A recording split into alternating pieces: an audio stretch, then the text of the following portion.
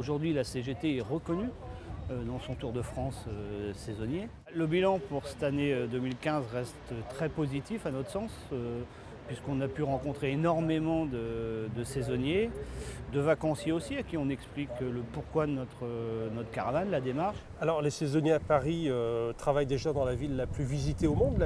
La première destination touristique mondiale, c'est Paris.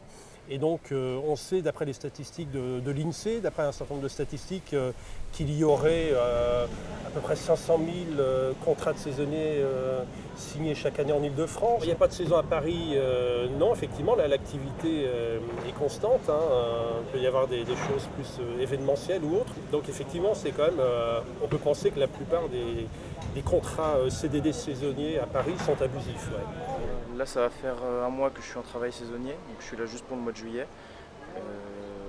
Voilà, à peu près tout. Si, je bosse ici 35 heures par semaine en général, et pour toucher le SMIC. Donc, à la fin du contrat, je prends mes affaires et je m'en vais.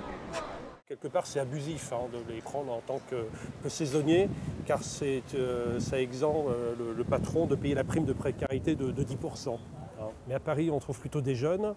Et donc en matière de logement, c'est la débrouille. Et on manque vraiment de structures d'accueil, d'information des saisonniers, des précaires en général, pour les informer sur les possibilités d'hébergement qui de toute manière sont très restreints. Ce dont il faut se rendre compte, c'est que s'ils viennent nous voir, c'est parce qu'il y a des problématiques au quotidien.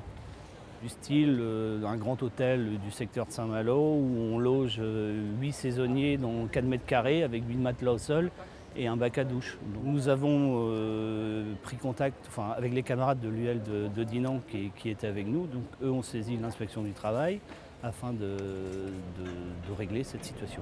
C'est vrai que ce sont des situations aujourd'hui qu'on ne peut pas accepter, puisqu'aujourd'hui la CGT revendique quand même la norme, le contrat CDI.